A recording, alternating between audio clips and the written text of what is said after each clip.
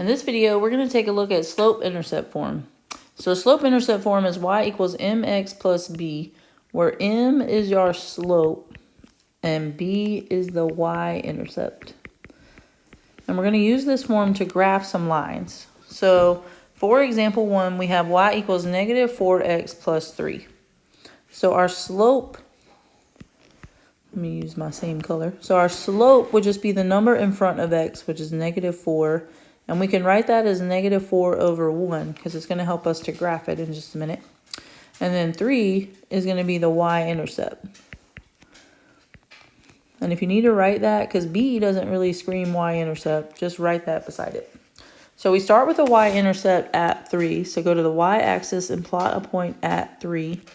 And then we take our slope and we want to plot another point that using the rise over run of our slope, we're going to get there. So starting at 3, we've got to rise negative 4, which means we really are going to go down 4. So 1, 2, 3, 4 down, and then 1 unit to the right. And then that's going to give us another good point to graph. And then we can connect those two in a nice straight line and then put some arrows on the end. Okay, so that's example 1. Let's take a look at another one. So in the second example, we have y equals 2/3 x minus 5. So our slope is just the number in front of x, which is 2 over 3. Then the y-intercept is the b value, which is negative 5. And like I say, if it helps, just jot down that that is your y-intercept. So go down to negative 5 on the y-axis. Let me just put that is the y-axis.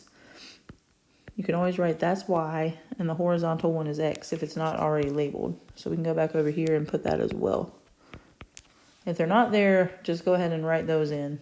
Remember that x is the horizontal axis and y is the vertical axis. Okay, so b is at, or our y-intercept, which is b, is at negative 5. And now we're going to use our slope to rise 2 and run 3.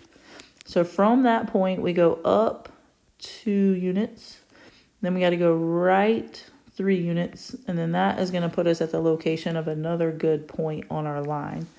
So then you want to connect those 2 dots. You only need 2 good points to graph a line. And then put some arrows on the end because it'll continue. So we went up 2 and right or run 3. Okay, let's look at another one. So y equals 2x plus 1. So we have a slope of 2. That's just the number in front of x. But when it doesn't have a denominator, put a 1 underneath. And then we have a y-intercept of 1. So b is 1, which is our y-intercept. So go to the y-axis. So let's label this is x and this is y. And go to the y-intercept of 1. And then we're going to graph another point by using our rise of 2 and our run of 1. So from that point, we need to rise or go up 2 units and go over to the right 1 unit. So that will give us another good point to graph. And then connect them as straight as you can and put some arrows on the end. All right. Let's see. There's one for you to try, and let's do another example at the bottom here. So it says solve for y and then graph. So let's use this example and solve for y first. So first things first, we need to subtract 4x from both sides. Subtract the term that has x in it and bring down what's left. So 4x minus 4x will cancel out or add up to 0. And then we have 8y equals negative 4x plus 24. And then we want to divide by the number in front of the y. So let's divide everything by 8. And we end up with y by itself, and we'll have slope-intercept form. Negative 4 divided by 8 would reduce because they both divide evenly by 4. So we'll get negative 4 over 4 is 1. And then 8 divided by 4 is 2.